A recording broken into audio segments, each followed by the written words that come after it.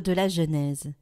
Israël, c'est-à-dire Jacob, aimait Joseph plus que tous ses autres enfants, parce qu'il était le fils de sa vieillesse, et il lui fit faire une tunique de grand prix.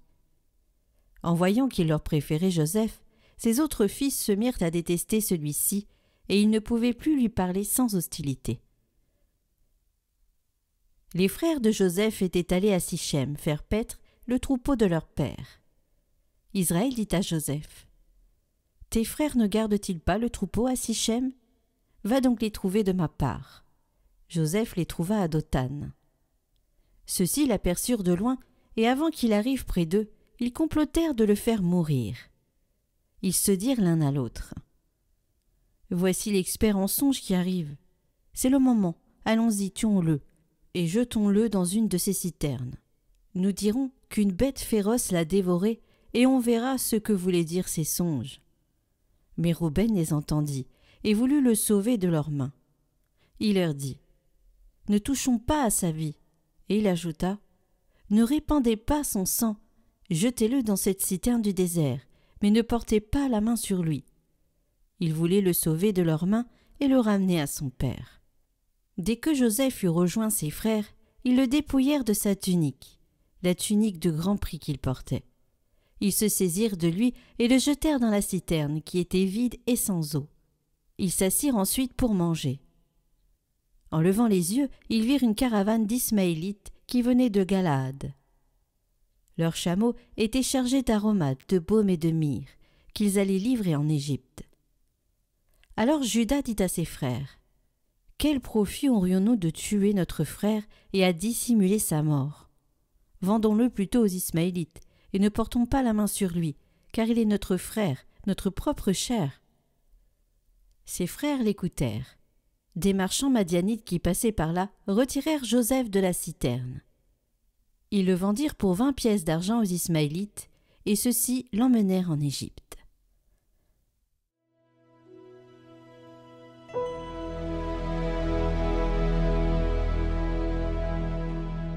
Souvenez-vous des merveilles que le Seigneur a faites.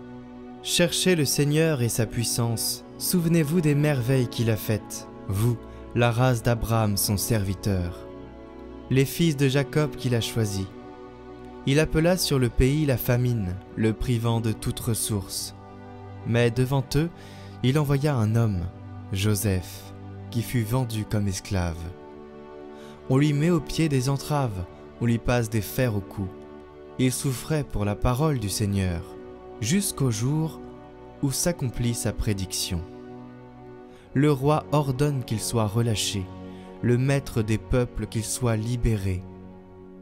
Il fait de lui le chef de sa maison, le maître de tous ses biens.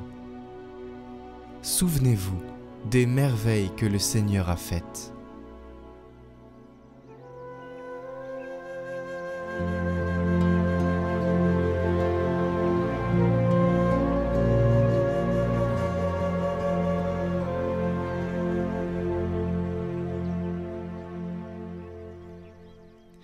Évangile de Jésus-Christ selon saint Matthieu.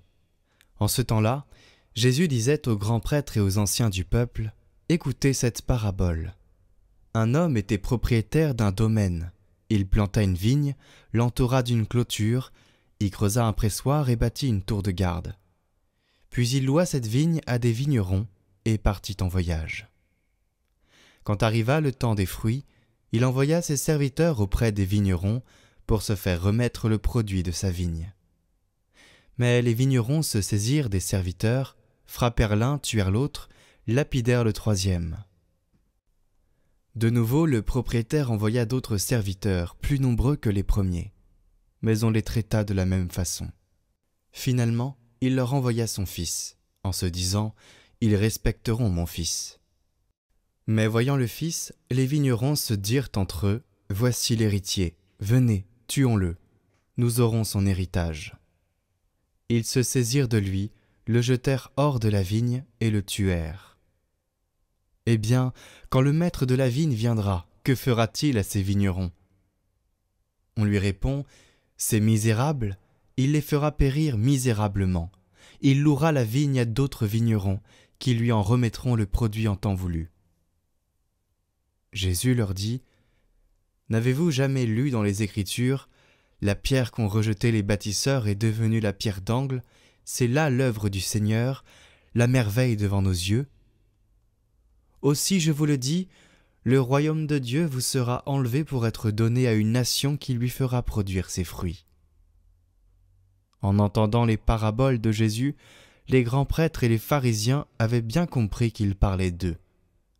Tout en cherchant à l'arrêter, ils eurent peur des foules, parce qu'elles le tenaient pour un prophète.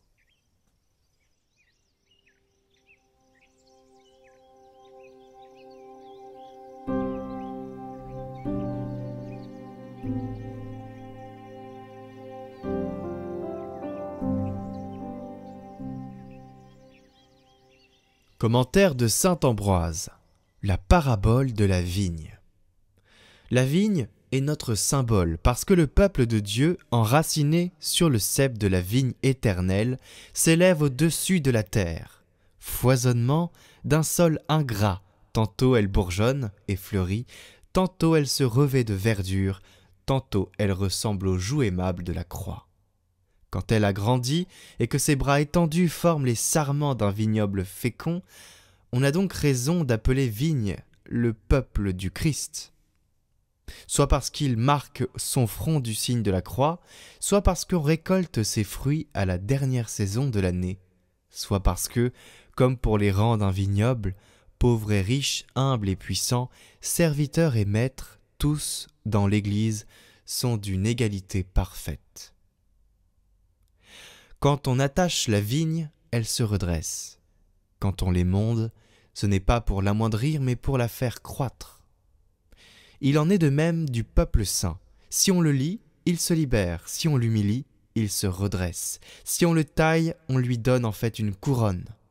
Bien mieux, de même que le rejeton prélevé sur un vieil arbre et greffé sur une autre racine, de même ce peuple saint, nourri sur l'arbre de la croix, se développe, et l'Esprit Saint, comme répandu dans les sillons d'un terrain, se déverse dans notre corps, lavant tout ce qui est immonde, et redressant nos membres pour les diriger vers le ciel.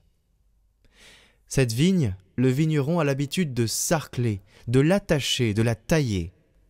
Tantôt il brûle de soleil les secrets de notre corps, et tantôt il les arrose de pluie. Il aime sarcler son terrain pour que les ronces ne blessent pas les bourgeons. Il veille à ce que les feuilles ne fassent pas trop d'ombre, ne privent pas de lumière nos vertus et n'empêchent pas la maturation de nos fruits.